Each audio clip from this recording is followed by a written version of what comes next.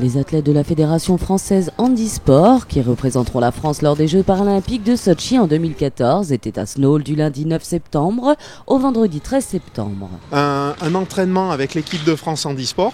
Donc là, c'est uniquement des skieurs assis. Et c'est un entraînement qu'on avait déjà fait l'année dernière, à cette période-là. Et puis, on a été tellement bien reçus avec tout le site qui était aux petits oignons avec nous, vraiment aux petits soins. On s'est retrouvés aux petits oignons. Non, c'était vraiment très très bien. En plus, au niveau de l'office du tourisme, du Snowhall, on a des conditions optimales pour venir s'entraîner, donc on en profite. Et donc un stage technique avec tout ce qui est préparation. À raison de 4 heures d'entraînement par jour, les skieurs assis, coachés par Stéphane Sazio, ont repris avec ce stage technique leur marque sur la neige après quelques mois de repos. De toute façon, là, c'est beaucoup de piquets. Le premier jour, on s'est remis en place parce qu'on avait peu skié, on n'avait pas skié depuis début juillet. Donc on a remis un petit peu en place, mais bon, les coureurs maintenant, on arrive sur la dernière année de la Paralympiade, la 4e année, donc il y a une construction technique qui s'est faite au fur et à mesure, et les choses commencent à être déjà bien en place. On cherche à aller un peu plus loin.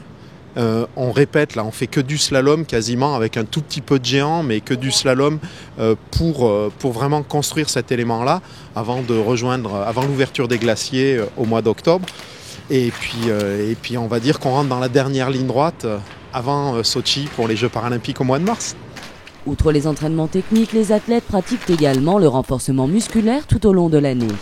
Pas mal de renforcement, il y en a beaucoup qui font du handbike, qui font aussi du wake. Après, le souci, c'est de justement arriver à ne pas être trop sur les bras, parce que pour eux, c'est un instrument de locomotion. Quand ils sont sur leur fauteuil, ils doivent se déplacer avec leurs bras. Donc, il faut qu'ils se protègent malgré tout. Donc, ils se renforcent, mais sans aller... Ils ne vont pas faire une préparation physique au même sens que va pouvoir le faire un valide, parce qu'il y a cette obligation de se protéger malgré tout. Donc, c'est un équilibre à trouver entre les deux. Très proche de ces athlètes, le coach communique au maximum avec eux afin de les aider à progresser et afin de leur permettre de se rendre compte de leurs erreurs. Il utilise la vidéo. Les conseils qu'on peut leur donner, c'est une chose, mais à partir du moment où ils sont complétés par l'image, parce que la représentation qu'on a de soi, c'est une chose, et la réalité, souvent, en est une autre. C'est comme lorsqu'on s'entend parler, on a un son, et puis quand on s'entend de manière extérieure, mais c'est quoi cette voix ridicule que j'ai ? Au niveau de la vidéo, on peut dire que c'est un petit peu la même chose. Les grands noms du ski handisport assis étaient à Snowhall. Les debout, quant à eux, étaient en stage à Ushuaia. On retrouvait ainsi à Amnéville Johan Taberlé, double médaillé de vitesse super G et descente au dernier championnat du monde 2013 de la Molina en Espagne. Frédéric François, qui a fait un podium en Coupe du Monde. Cyril Moret, médaillé au championnat du monde de Sestrières en 2011 et plusieurs podiums en Coupe du Monde. Jean-Yves Lemeur, un podium la saison passée en Coupe du Monde. Et Loïc Gabel, qui a fait son entrée dans l'équipe nationale l'année dernière.